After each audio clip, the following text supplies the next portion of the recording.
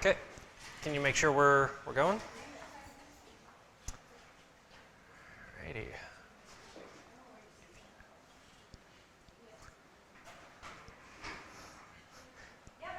We're good? Okay, perfect. All right. We're going to get started now. So, hello everyone. To those of you who are returning after our first workshop, welcome back. To those of you who are here for the first time, just welcome, generally.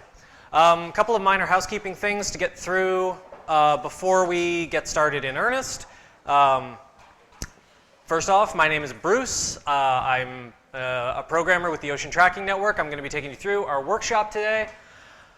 Second, you may have noticed that next to your desk are two Post-it notes, one blue and one red. If this is your first time at a carpentries workshop, you may not be familiar with what those are for.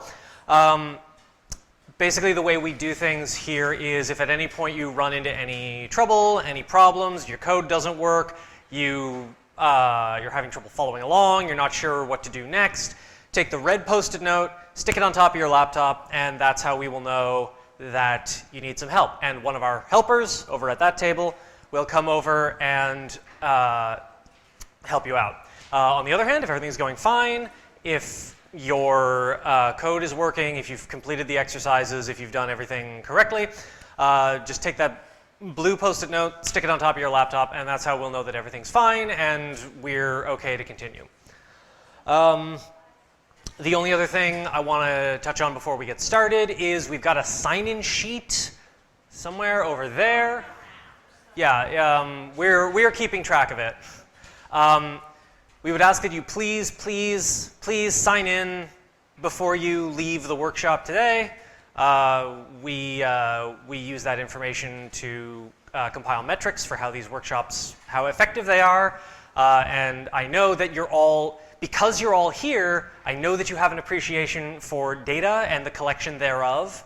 So please fill out that sign-up sheet. It's very, very helpful for us. Okay, that in mind, yes, okay.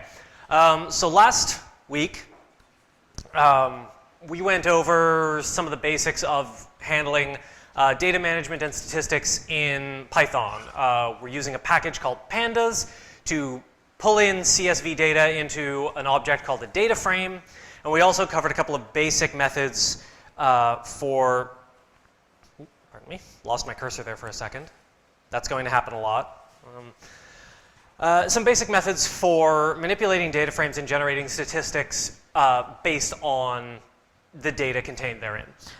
We're going to be continuing right off from that. And I would also remind you, our curriculum is available. So if maybe you missed the first workshop, there may be some terminology that's going to be unfamiliar to you. If that's the case, stick around after the workshop for just a second. We'll make sure you've got the link to the curriculum. You'll be able to go check it out, get yourself up to speed, maybe familiarize yourself with a few of the things that you might have missed.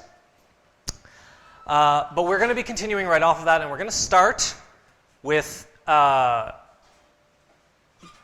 following on from what we've done here.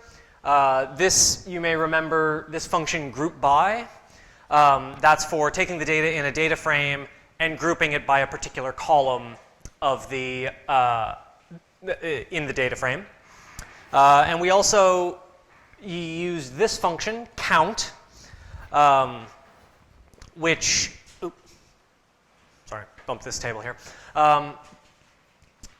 We also use that function count, which is one of a set of functions with names like min, max, std for standard deviation, that lets us create a few simple summary statistics.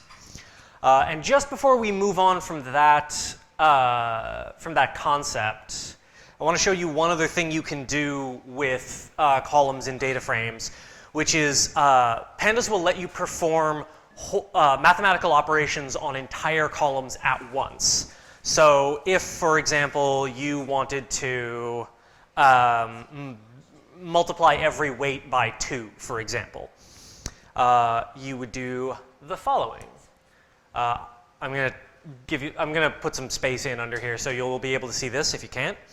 but you would type surveys underscore df, which you'll recall that's the name of the data frame we've been using through the course of this exercise.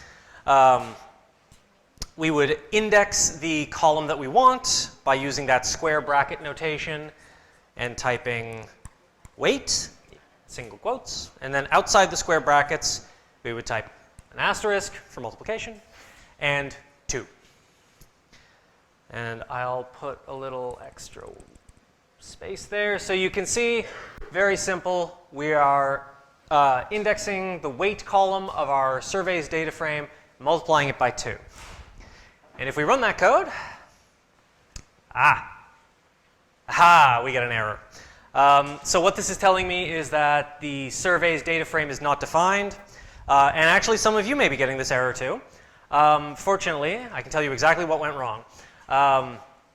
What's happened is I've closed this data frame and reopened it, or closed this file and reopened it. So even though the output is still here, the program doesn't or the notebook doesn't recognize that I've run the code in it. So I'm going to scroll back up to the top, past all of our output, and I'm going to run these two cells again. This first one, import pandas as PD, as we covered last time, that's going to import the pandas library with the alias PD. So if we want to access functions within pandas, we don't have to type the whole name. We can just type PD. And I'm not going to run this line. I'm going to scroll down a bit and run this one. If we just run this code, it'll read the CSV, but it'll just print it out, as we see here. We want to run this code that will actually load it into that variable surveys df. So now I've done that. If I scroll all the way back to the bottom, I go back to the code that requires us to have surveys df. I run that, and we can see this time it works because the surveys df variable has been created and assigned. So you can see our the first few entries in our weight column are null, not a number. But after that, we can see we start getting, towards the end, more values that have been multiplied by 2 per the command that we gave. So just an interesting little coda to some of what we covered, that in addition to these functions that will generate summary statistics, we can also do operations on entire columns at once. But now that we have, now that we've done that, we can start doing some exciting stuff. We can start doing plotting.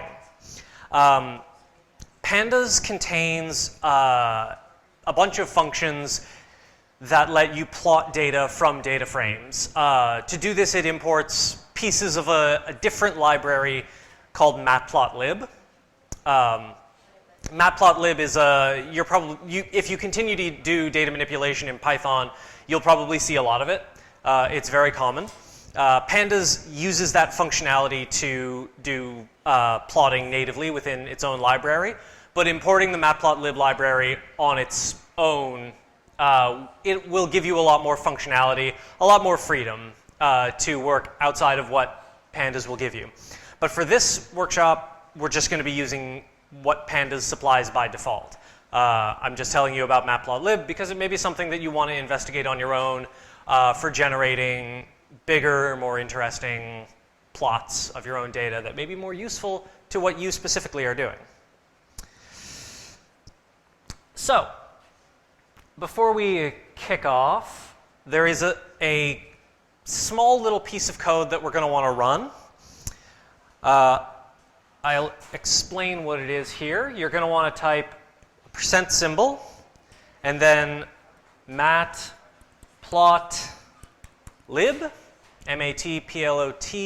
matplotlib, then a space, and the word inline. So, %matplotlib inline.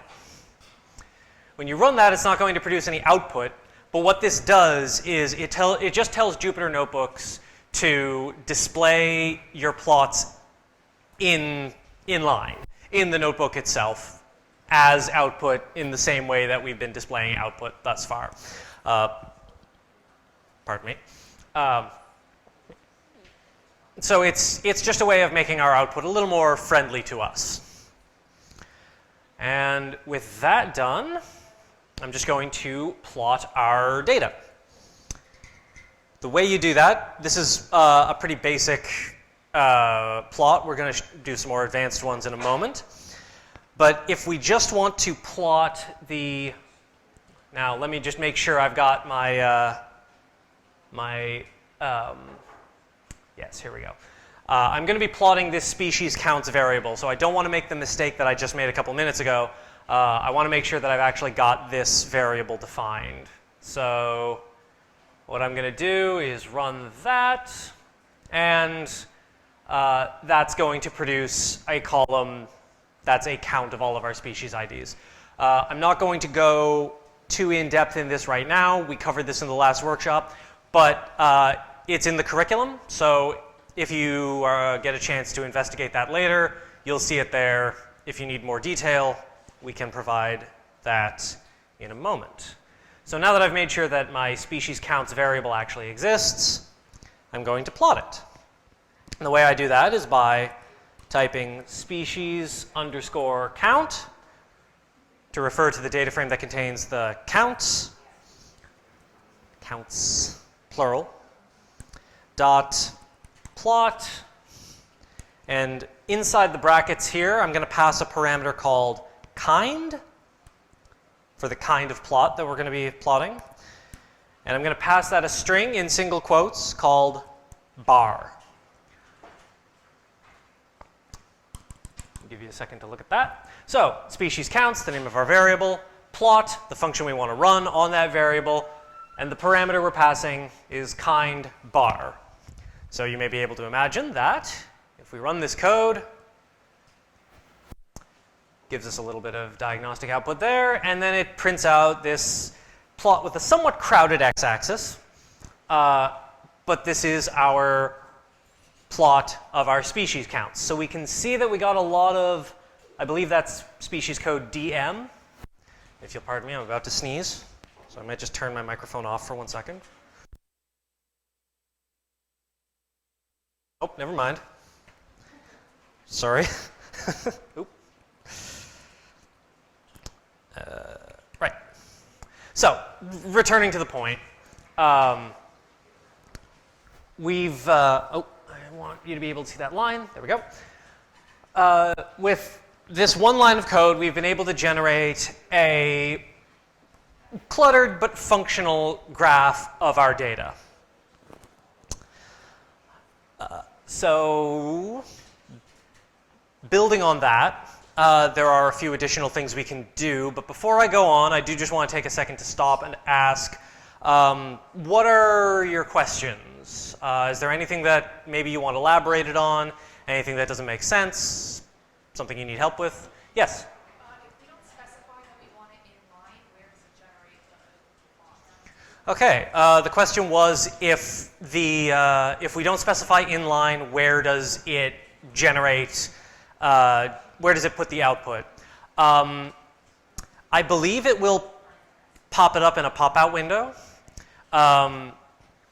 It may depend on your system. The short answer is I'm not 100% sure. We could find out if I knew how to unset that variable. This is tricky for me because I often just set it to inline. But yeah, I believe I think it pops up a pop-up window to display it. Yeah, be careful in that chair. It's an interesting question, and I will I'll find a clearer answer for you. If you come back next time, I will I'll be able to tell you. I will make a quick note of that over here. What if Matplotlib? Yeah. good question. Could you go back to the line where you define species count? Sure. The question was to just show the line where we define species counts again. This is how we do that. Yeah.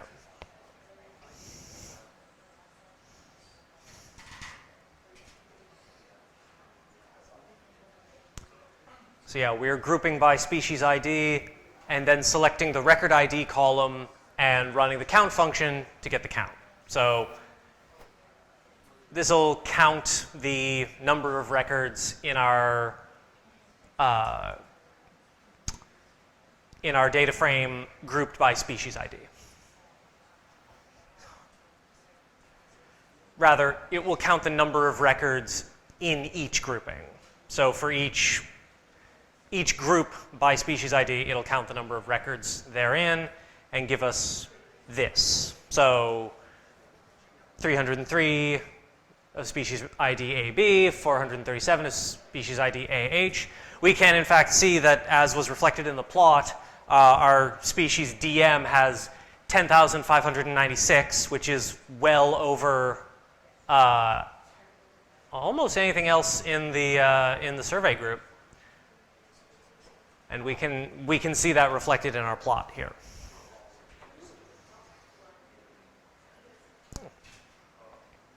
Any further questions? Things that maybe you'd like explored a little more in detail? Oh, sure. Further? Further.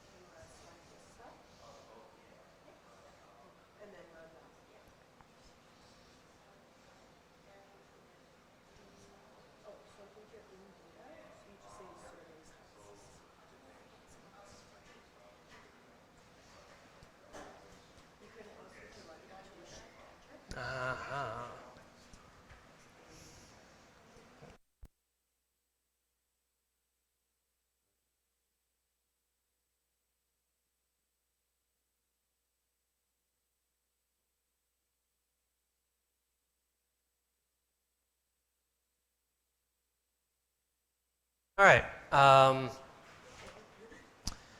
going to carry on here. I'm going to just show you a couple more things, and then we'll take a moment for an exercise that you can all do. So in addition to this plot, for example, we can also plot other information that we might have, like how many animals were captured in each site. It all depends on how we group our data and then pass that through to plot. So let's make a new variable called total count. Yeah. Total count.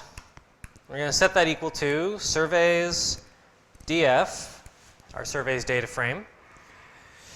We're going to use group by again, so dot group by.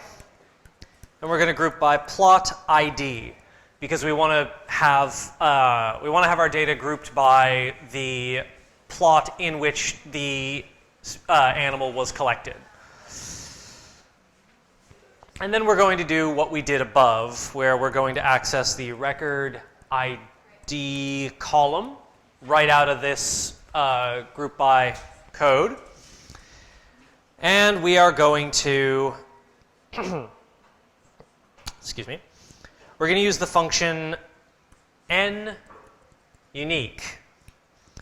which will give us the number of unique records for the data that we pass. So I'll print that out so that we can see what that looks like. Total count. So scrolling up a bit, we can see that for plot ID 1, 1,995 animals were taken in, plot ID 2, 2,194, and so on and so forth.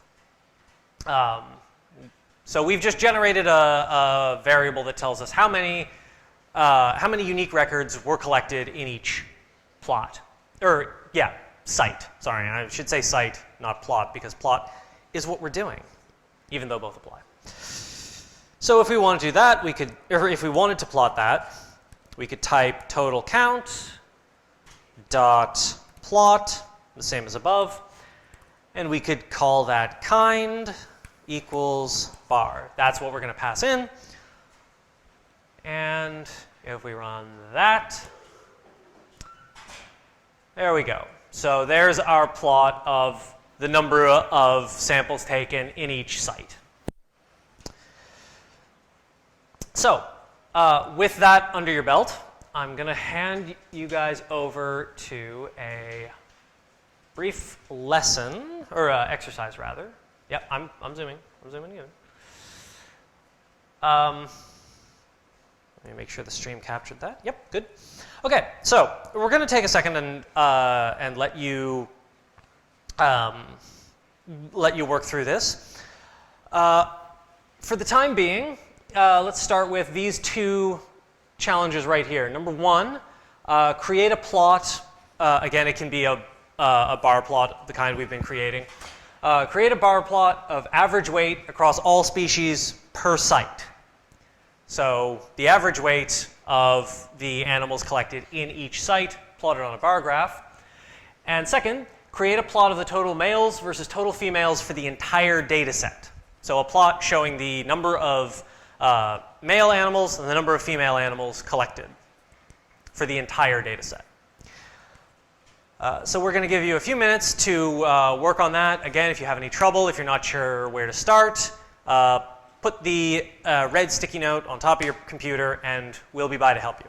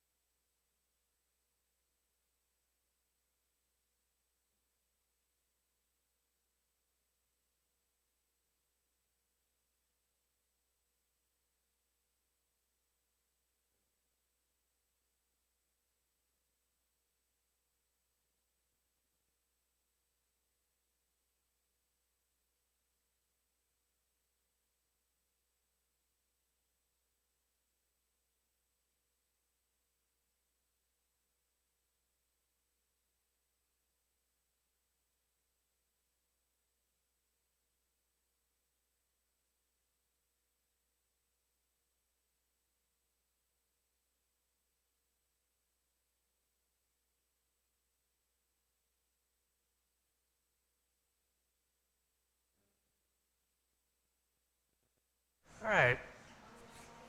Seeing some blue stickies. So let's hang on a moment. Let's return to this. So does anybody want to take a stab at answering the first question? How would we go about creating a plot of the average weight across all species per site? You don't have to read your code aloud if you don't want to. Rather, just yeah, if you've got an answer for how we'd go about that, how we'd use what we've been doing, yeah. You're going to group first by your plot ID, and then you're going to do the mean of the weight. Correct. Yeah, so that was, for the stream, you're going to start by grouping your data by plot ID, indexing the weight column, and generating the mean. I'll show you what that looks like.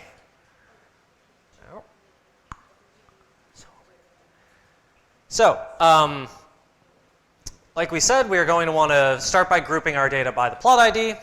So I'm going to make a variable called average weight per site.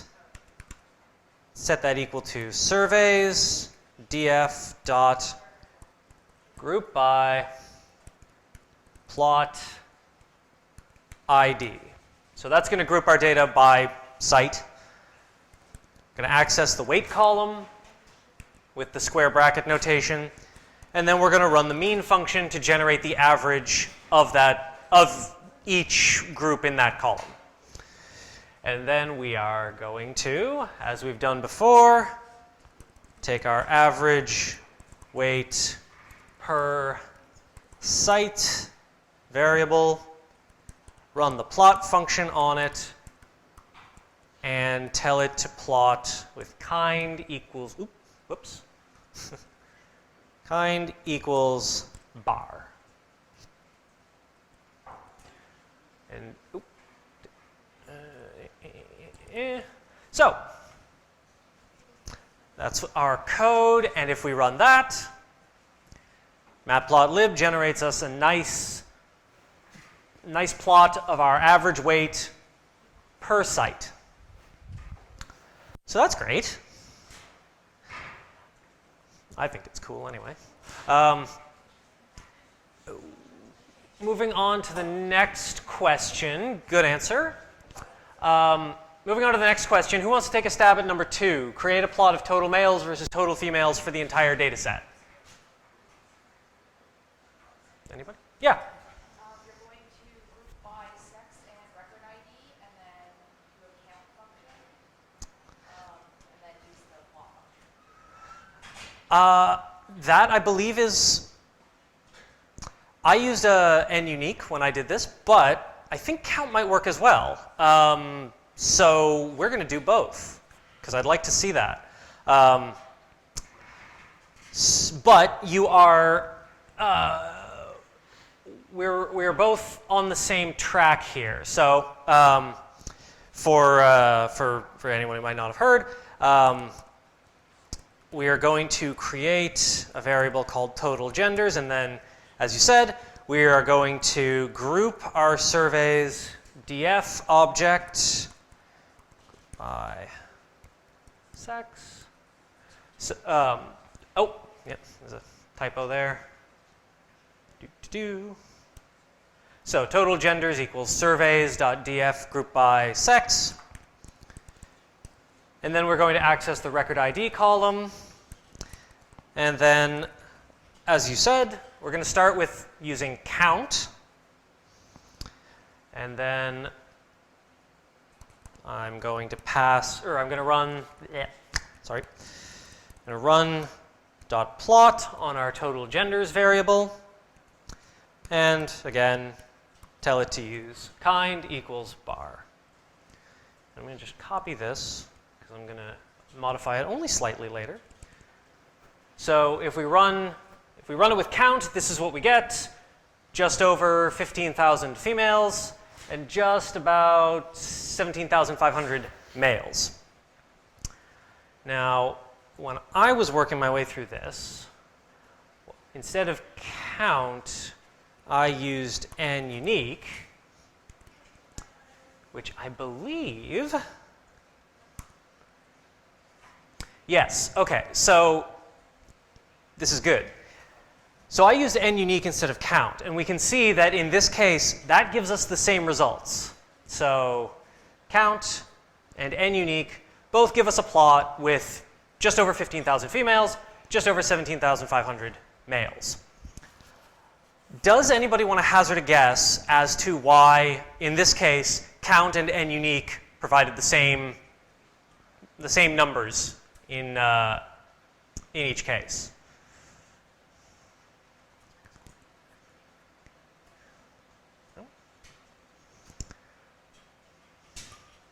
All right. Okay. Well, what it is that in this data set, because each record corresponds to a specific animal collected at a specific time, a specific place, etc., it looks like what we've got is that each record is unique. So the count of the unique records and the count of all the records, it's the same count. It generates the same output. We could envision a data set wherein those two will not provide the same values, where we might have duplicate records or duplicate records by accident or by design. But in this case, we have a data set where each record is unique.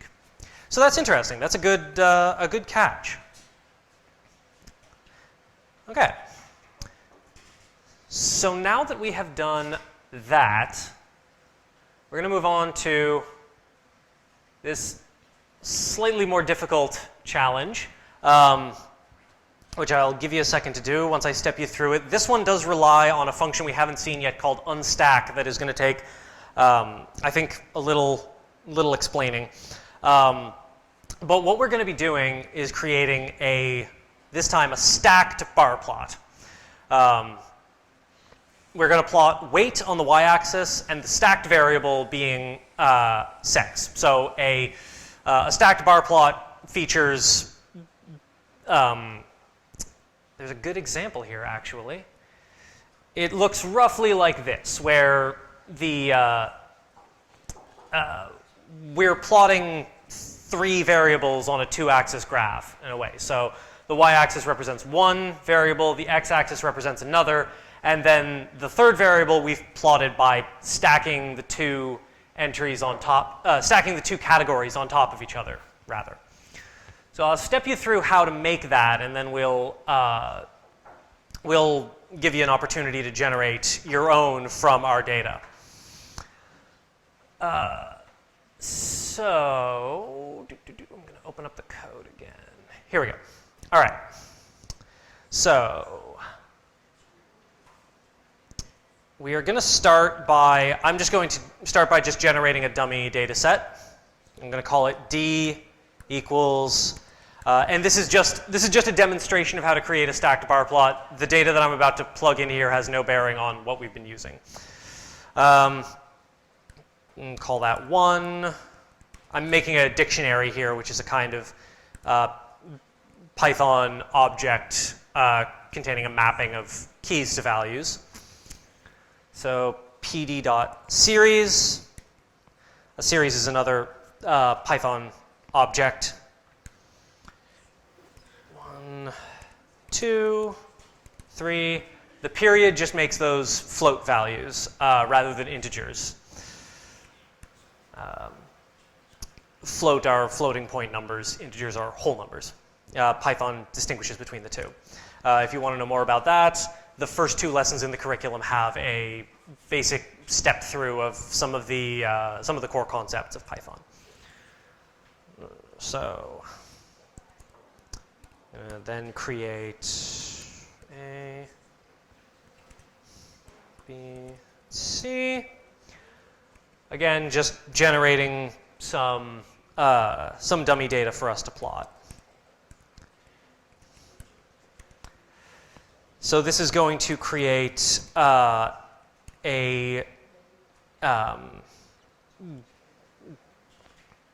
data set that we can use. 3, 4. Index equals a whoops, B, C, and D.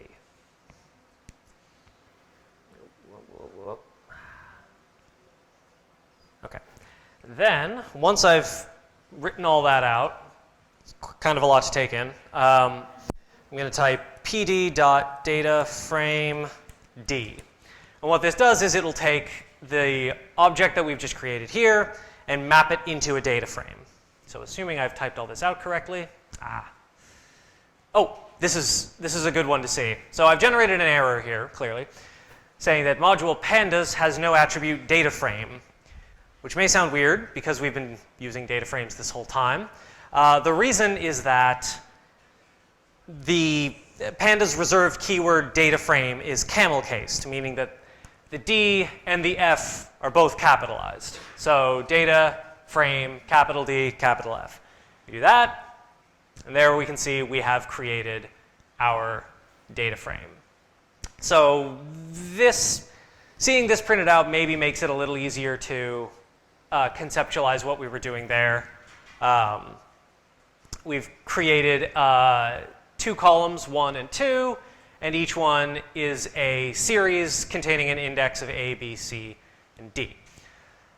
So our first series, we just put 1, 2, and 3 in. Our second one, we put 1, 2, 3, and 4. And you can see this right here. In our first column, Pandas has automatically filled in data that wasn't supplied with not a number or null, just to ensure that our columns are of the same length. Again, some test data to work with. So we can plot this with, first I'm going to need to assign it to a variable, so I'll just call it my data frame equals pd.dataframe. Remembering that capital F, data frame D. And then we're going to say mydf.plot kind equals bar. And this is the key here. You're going to want to pass in another variable, another parameter called stacked. And you're going to want to set that equal to true. Again, very important capitalization here. In Python, Boolean true or false values have to have their first letter capitalized. We can see if we put a lowercase t in, Python doesn't recognize that as being a Boolean. And you'll be able to tell that you've got it right because the word will turn green and bold. And we can also pass a title to our graph. I'm going to call it test data. So you can see the parameter is called title, and you pass it a string, and Matplotlib and Pandas will automatically apply that to your table. So there's our title, test data, and there's our plot of our little dummy data set. So yeah, you can see for A, there's 1 and 1.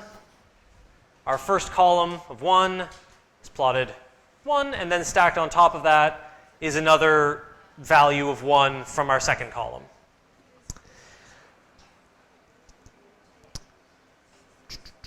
So there's one other thing I want to work through before we get underway with the summary challenge. But before I go on, I'm seeing some red sticky notes. Does anybody have something they'd like clarified? What are your questions? Yes?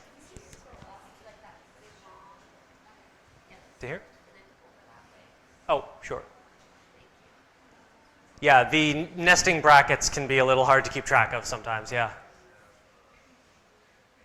Anything else? Questions, clarifications, things that you could use some help on? Yes? When we have such a long line, how can we calculate this to enter into the string so it's easy to visualize? I think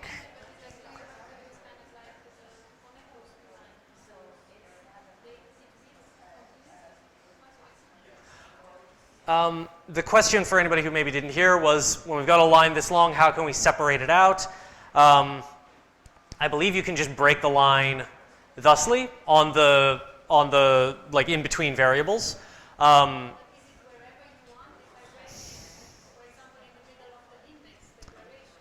let's find out. So that we can see generates the same thing, but if we break it, say, here, that also works. So we don't have to just break it in the, whoops. We don't have to just break it between the variables. We can break it, I believe anywhere after there's a comma will work. So one thing that's worth pointing out here, you can see that our data is indented quite heavily here.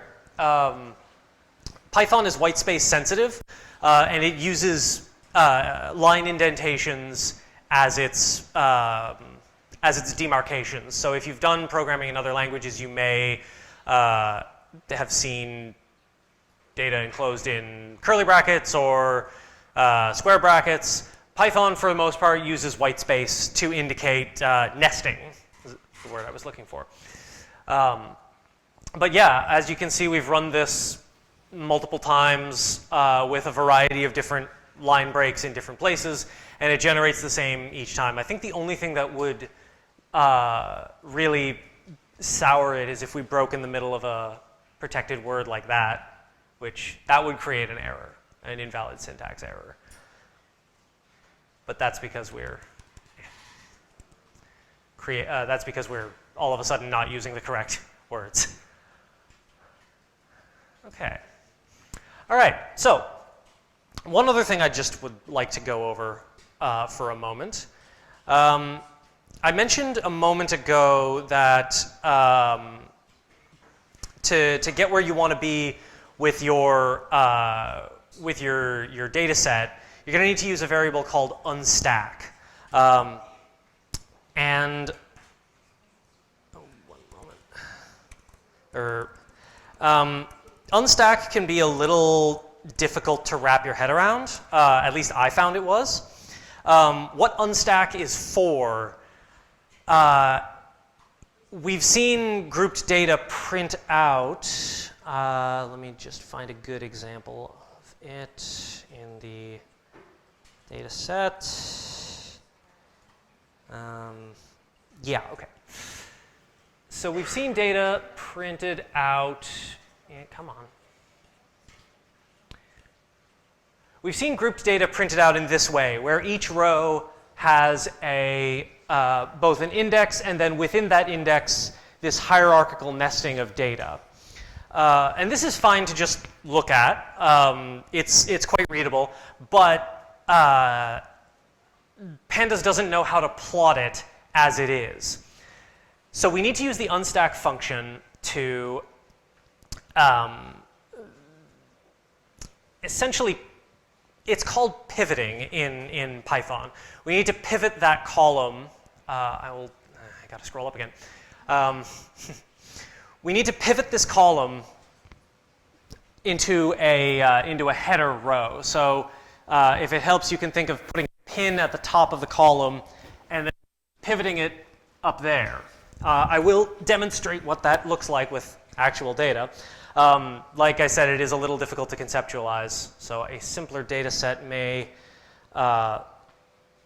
serve us well here. So bear with me, I'm going to type a little fast here, but I'm just going to be doing the same thing as I did before, creating some dummy data for us to work with. I'm going to call it index equals pd dot multi-index dot from tuples. This is all a little new. We haven't seen this yet, but these are just Pandas functions that are going to create the data, to create some data that we can use from tuples, which are a Python object in which the data is immutable. We've worked with lists and series before where data can be changed in situ. Tuples, once you define them, the data inside of them is fixed. So I'm just going to create a few of those here.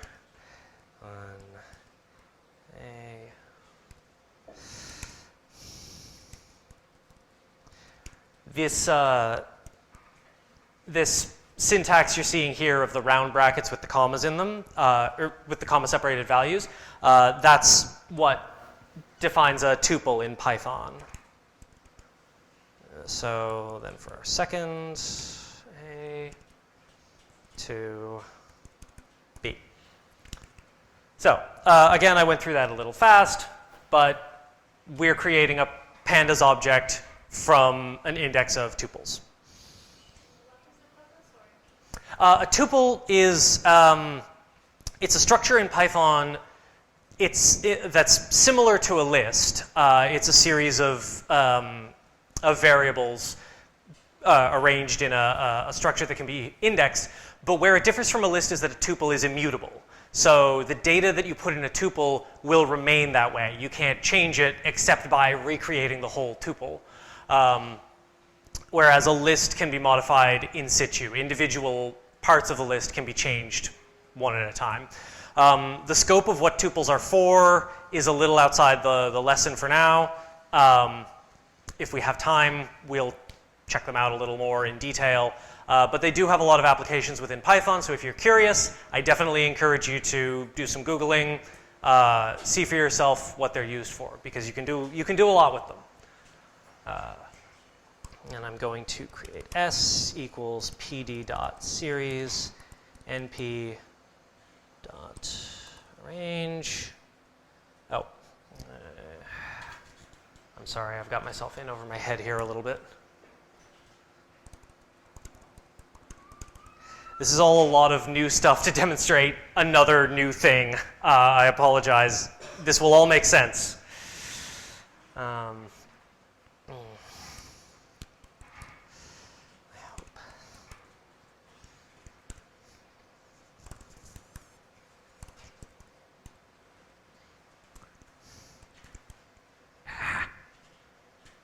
Okay.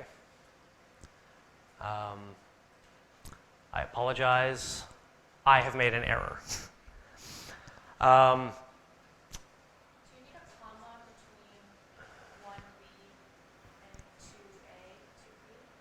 2a, 2b? You are correct. I do. Look at that. And I've also missed a parentheses here. Not bad. And the closing one before. Student becomes a teacher. No, this is good. Sorry, I mean like right after the 2A. You're right. I did forget to close that one. Look at you guys. I've succeeded. Oh, right. Okay. So that last typo was one of mine, and it's one that I make kind of a lot, so this is a bit embarrassing, but just to show you behind the scenes a little bit. I had typed np.arrange.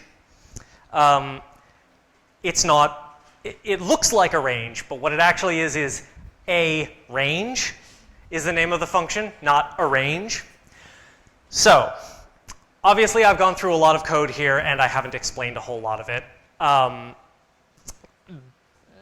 These are a lot of concepts that we're going to touch on in future lessons. How to use NumPy, how to use series. We're hoping to be able to get to that. However, for the time being, what we've done here is create a much simpler data set than the one we were looking at before. But you can see it's got that same hierarchical structure. 1, 2, and then within those rows, each has 2 more rows of A and B, each of which has a value associated with it. So why have I done all this? Well, I promised there was a reason. It's all to demonstrate the unstack function, which, if I run unstack on S, which is the series that we've created here,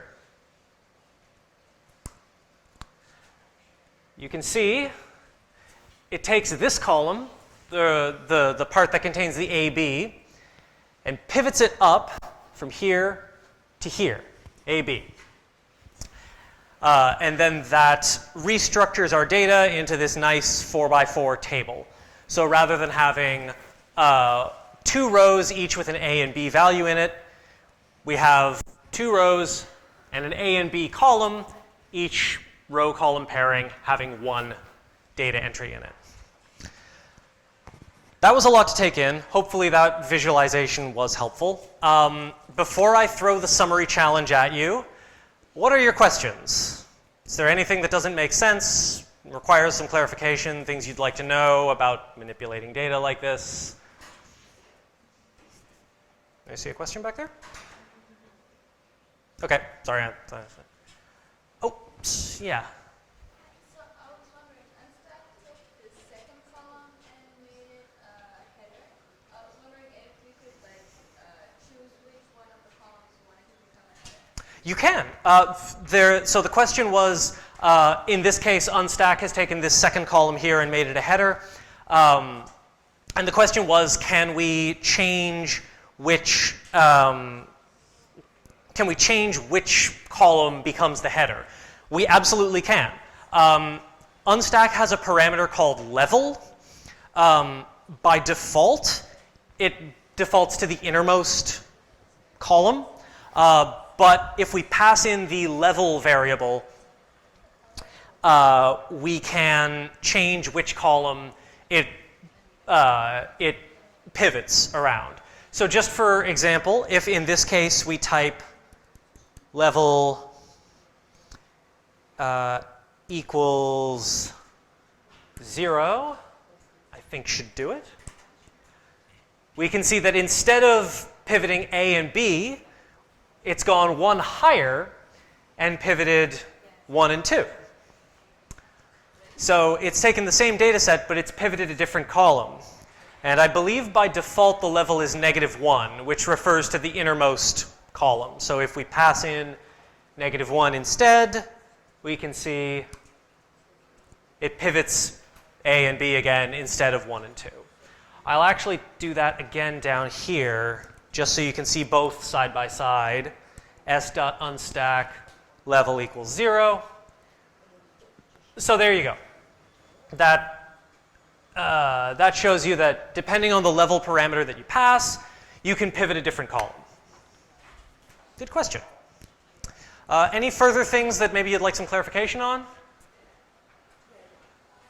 Anything else? Okay, cool, good. Well, we're off to the races then with our plotting challenge. So, using everything that you have learned thus far, marshalling all of your knowledge of plotting and pandas and Matplotlib, create a stacked bar plot with weight on the y-axis and the stacked variable being sex. The plot should show total weight by sex for each site. And there are some tips here. You can see this is where I was drawing my test data from. I didn't just invent it whole cloth from my brain. If you want me to scroll up or scroll down, let me know. I'm happy to do that while you're all working on the question. And the tip that I want to highlight here is this little note at the bottom that says, start by transforming the group data by site and sex into an unstacked layout, and then create a stacked plot. It may seem counterintuitive to unstack the data so that you can create a stacked plot. If you like, you can think of it by its equivalent in R. R has a similar function, but it's called ungroup, which I think is a little more indicative of what the function does to data. In Python, it's called unstack, so you'll need to use that. But if you want to think of it as ungroup, a function by any other name, etc. Okay, so I'm going to open this up to let you guys see if you can work that out. We'll circle back in a few minutes. And oh, yes, of course. There. This part up here. All right. We'll check in a couple of minutes and see how everybody's doing. And yeah, if you're having any problems, take that red Post-it note, stick it on top of your laptop.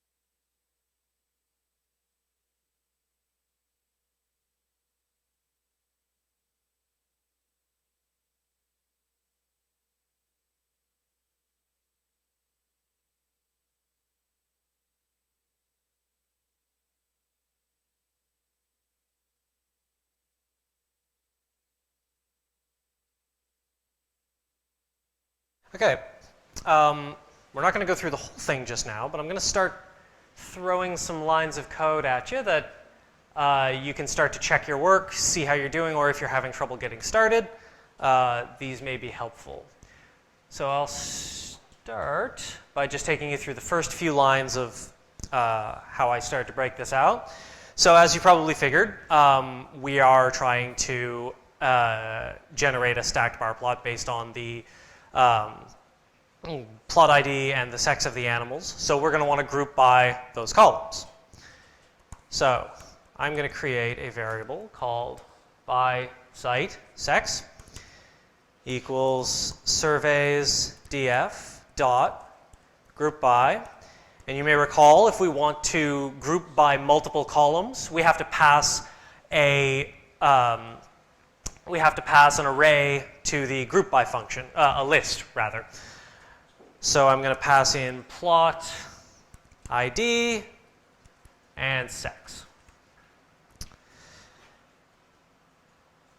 And then if I want to generate the total weight, I'm going to use site, sorry, not the, no wait, yes, my mistake. Going to create a second variable called site sex count, and by site sex, I'm going to go for that weight column, indexing it with those square brackets, and take the sum. And then I'm going to create another variable called SPC, which is just abbreviation site or sex plot count. I'm going to say that equals site sex count dot unstack. Use that function that we learned before, and I'll print that out so we can see the results. So we can see plot ID, sex has been pivoted up, and there's all of our sums, or our total weight. So that's just to get you started. I'll leave that up for a little while, and in a few more minutes we'll circle back on and we'll create that stacked bar plot.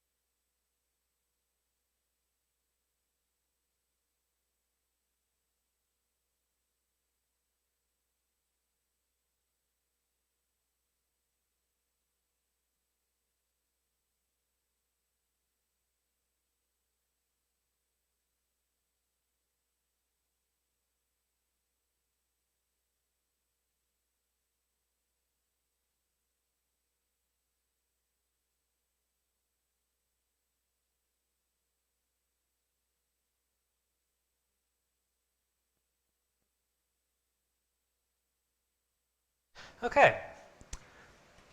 So now that you've had a few moments, let's finish this out and create that stacked bar plot from this data set that we've created. So as we established before, by now, the way we do this, we can create spc.plot, and as we've done before, we pass in kind equals bar, stacked equals true, so a bar plot, stacked bar plot, and we're going to pass in a title that is total weight by site and sex. Something informative for all of us to look at. So we run that, we should get something similar to this. Total weight by site and sex, bar plot showing total weight, stacked by female and male, with our plot ID on the x-axis and our weight on the y-axis. So this is a fine plot, but I'm going to show you some things that can help you make it a little cleaner and a little clearer. So if you've generated this plot, you'll notice that the x-axis is just labeled plot ID, which, as some of you have noticed and pointed out so far, is not super informative, given that we're plotting, but plot ID refers to the site, like the place that the sample was taken. So plot ID is not super helpful, and also the y-axis is not labeled at all. We can fix that. So I'm going to just continue editing this. Okay, I'm just going to continue editing this cell. What I'm going to do is, instead of just running the code, I'm going to assign the plot to a variable, which I'm going to call s_plot. So I'm just going to put splot equals before the code that we just ran. So that's going to take that plot and assign it to a variable. And once we've done that, we can manipulate the plot a little bit programmatically to just get it ready for display. In this case, what we're going to do is type s_plot dot set underscore y label, and we are going to call that weight. And then we are also going to say s_plot dot set, as you might expect, x label, and we are going to call that site.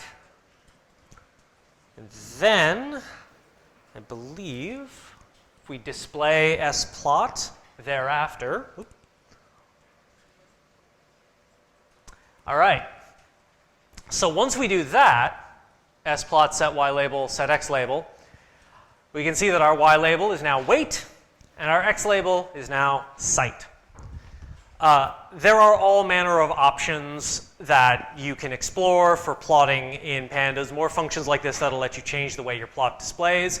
I encourage you to think about your own data set and think about what sort of things you may want to do with it, and investigate what options Pandas provides. And by extension, what options Matplotlib might have for you. So that covers the first unit. We are going to continue, but just to pause and reflect a moment. Over the course of the last couple of workshops, we've learned a few things. We've learned how to get libraries and import them so that we can extend the functionality of our Python code. We've learned a little bit about Pandas and how to use it to work with data in our Python code. We learned a little bit about dataframes, Pandas structures that let us index data by column and row.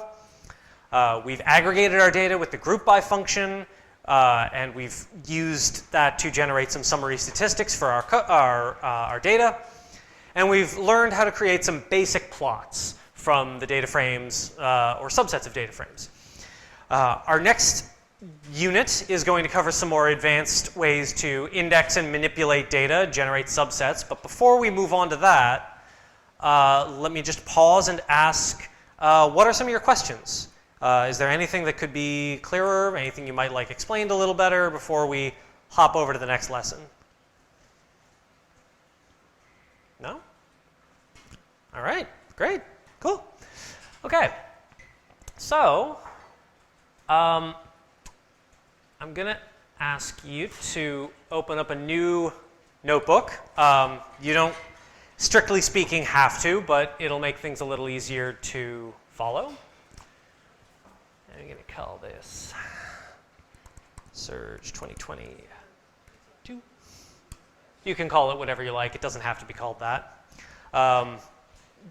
Like I said, you don't have to start in a new workbook if you don't want to, but I'm going to, and I find it helps keep some of the concepts clear in my head.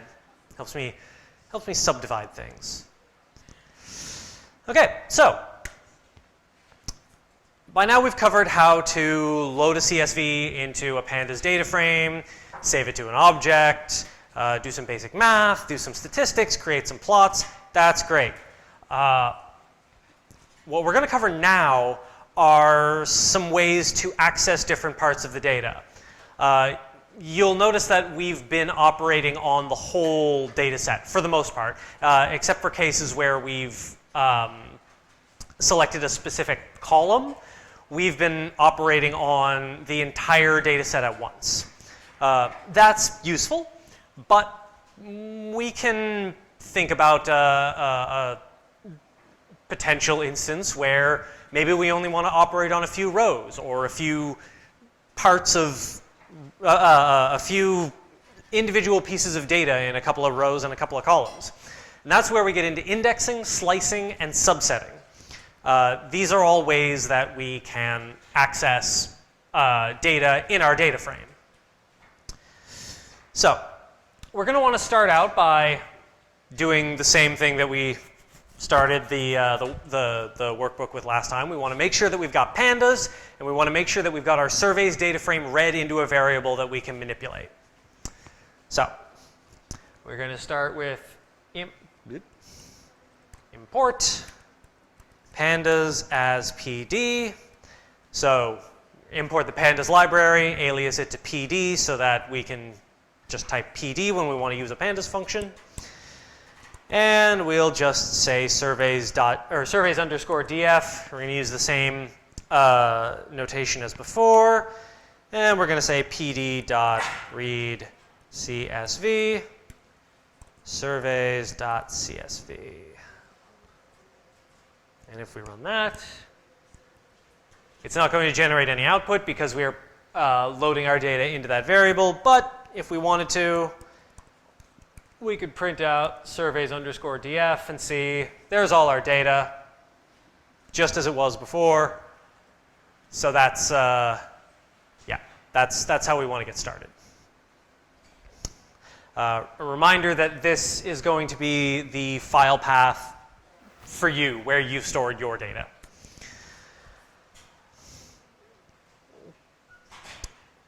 Right.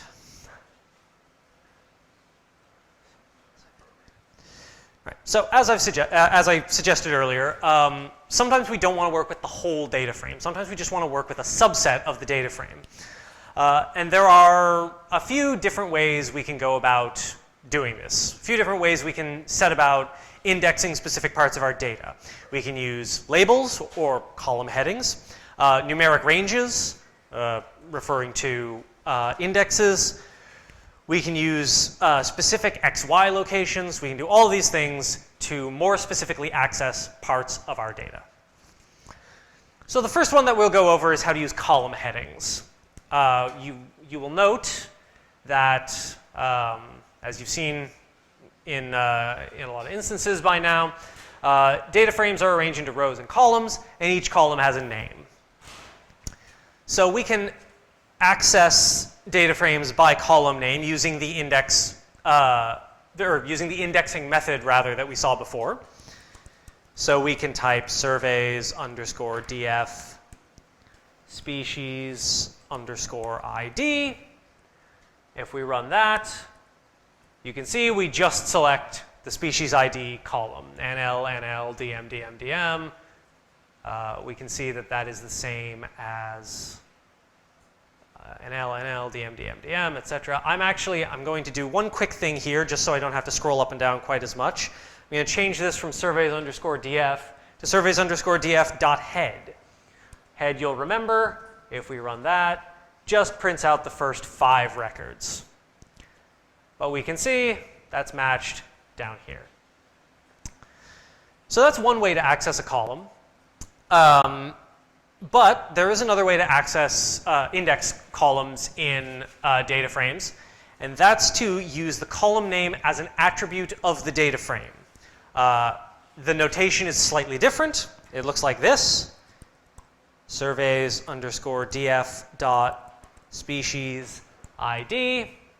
So we use a dot and the name of the column instead of the name of the column in square brackets and single quotes. But as you can see, it produces the same output. It still just grabs the column. So we have these 2 different ways of indexing data. Both have their advantages. Some are easier to read, depending on the kind of code you're writing. But both of them will get you the column that you want to operate on.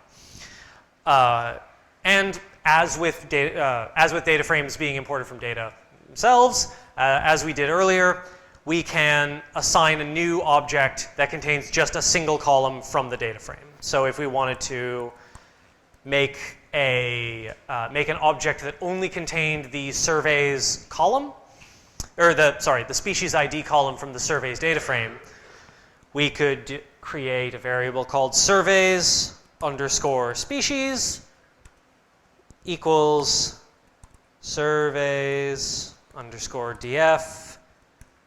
square brackets open quotes species ID. And then I'll print surveys species, and you can see now we have a column containing the species ID, or now we have an object containing the species ID column.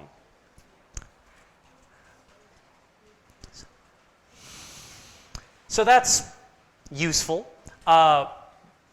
Also of note, we're just passing a single column name here, but you don't have to do that. We can select multiple columns from our data frame at the same time. All we need to do is pass more than one column name to the indexing function, or the indexing method that we're using. So if we wanted to, say, select species ID and plot ID, we could type out surveys_df. And of note here, we have to use 2 sets of square brackets because we're passing the column names as a list. So if you want to access multiple columns in your data frame, you have to pass in a list. And the syntax for a list in Python is also square brackets. But inside of that list, we can put species ID and plot ID. And when we do that, you can see we've created a new data frame object that just contains the species ID column and the plot ID column.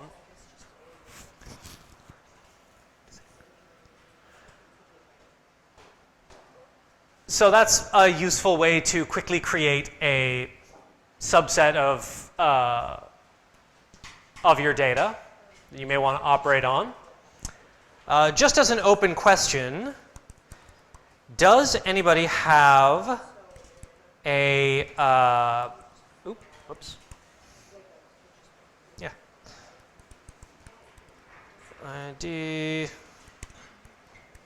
species ID. Just as an open question, does anybody want to take a stab at guessing what happens when we run this version of the code? So instead of running species ID, plot ID, we're running plot ID, species ID.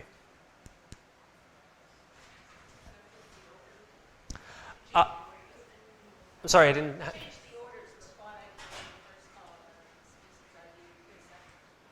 That is correct, except if we run this code, I will actually get an error because I didn't pass this in as an array. We're missing a set of square brackets. So if we go in and,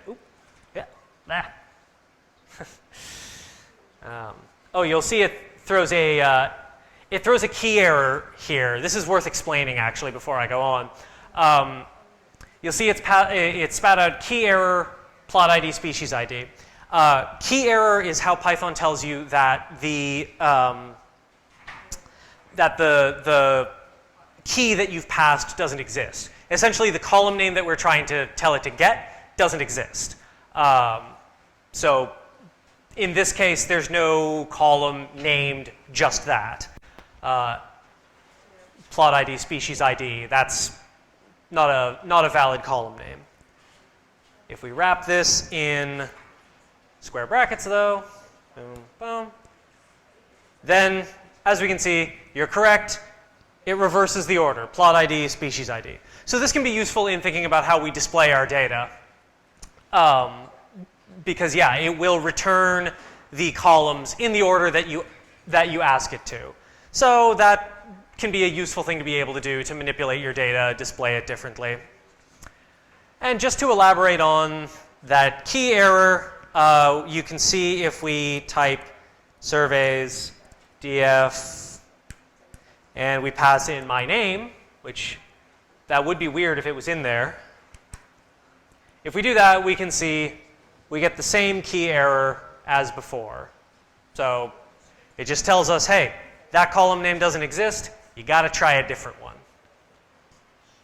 Okay, we're rounding up on time, so I'm going to let you go here. A couple things just before you take off. Come back next time. We'll continue on in this vein and get into some of the more advanced ways you can pick out pieces of your data and work with them. If you haven't hit the sign-up sheet, please do that before you leave. We would really appreciate that. Finally, the last thing, on your way out, if you could take the blue Post-it note and the red Post-it note and leave us some feedback, one piece of positive feedback, something that worked for you, something that went really well, something that you thought was great, and one piece of constructive criticism, something that maybe didn't work out so well for you, something you would have liked to see improved on. We take all that and we use it to make future workshops better for you and for everyone. So yeah, if you could please do that before you take off, and just stick your feedback on the door as you're on your way out. We would all really appreciate that. Also, just, I don't know if you remember or not, but we're live streaming all of the sessions on Ocean Tracking Network's YouTube channel.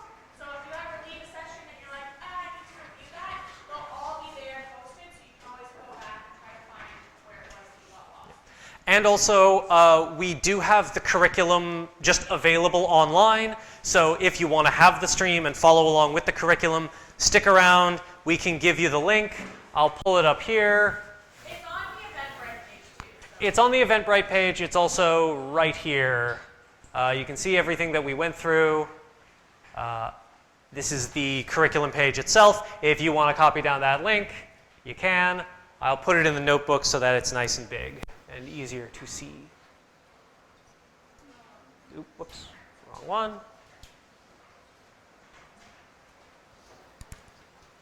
Yeah, so that's where our curriculum is. If you want to check that out, by all means, feel free. Yeah, thanks for coming. Hope to see you next time.